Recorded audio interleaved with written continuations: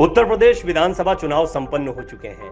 राज्य में विधान परिषद चुनाव की तैयारियां होने लगी हैं, लेकिन अभी भी राजनीतिक दल भारतीय जनता पार्टी की प्रचंड जीत को स्वीकार नहीं कर पा रहे हैं। इसी कड़ी में समाजवादी पार्टी नेता स्वामी प्रसाद मौर्य ने उत्तर प्रदेश विधानसभा चुनाव में ईवीएम पर सवाल उठाए हैं। बात बीजेपी और सपा की नहीं, बात है लोकतंत्र की, चुनाव आयोग की पारदर्शिता, निष्पक्षता और पवित्रता की। स्वाभाविक रूप से जो 2022 का विधानसभा चुनाव हुआ, बैलेट पेपर वोटिंग में समाजवादी पार्टी 304 पर जीती, जबकि भाजपा मात्र 99 पर। लेकिन ईवीएम की गिनती में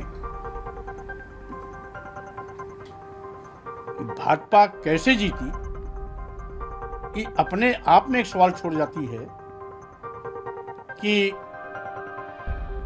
304 सीट पर जीतने वाली समाजवादी पार्टी पीछे हो गई, 99 पर जीतने वाली बैलेट पेपर वोटिंग में भाजपा आगे हो गई। इसका मतलब है कि कहीं न कहीं कोई बड़ा खेल हुआ है। इसलिए इस पर सभी जो भी हमारे मीडिया के लोग हैं या अन्य विद्वत समाज के लोग हैं, राजनीतिक पार्टियां हैं, उनको विश्लेषण करना चाहिए कि हम और अच्छी पारदर्शी तरीके से कैसे चुनावी प्रक्रिया को सशक्त कर सकते हैं। लोकतंत्र में जो जनता का आस्था है उसको हम कैसे अक्षुण्ण बनाए रख सकते हैं। इसलिए वो अपने आप में एक सवाल है जिसका जवाब जनता चाहती है और इस पर विचार करने की आवश्यकता। उन्होंने कहा कि सपा को भाजपा के मुकाबले 309 सीटों पर जीत मिली है, जबकि ईवीएम की गिनती में भाजपा को जीत मिली। यूपी चुनाव परिणाम घोषित होने के बाद विपक्ष के नेताओं द्वारा ईवीएम पर सवाल उठाना जारी है। सपा नेता स्वामी प्रसाद मौर्य ने बुधवार को कहा कि बात भाजपा और सपा की नहीं है, बात लोकतंत्र की है। स्वाभाविक रूप से जो 2022 का विधानसभा चुनाव हुआ, उसमें बैलेट पेपर वोटिंग में सपा 304 पर जीती, जबकि भाजपा मात्र 99 पर। लेकिन ईवीएम की गिनती में भाजपा कैसे जीती, यह अपने आप में एक बड़ा सवाल है।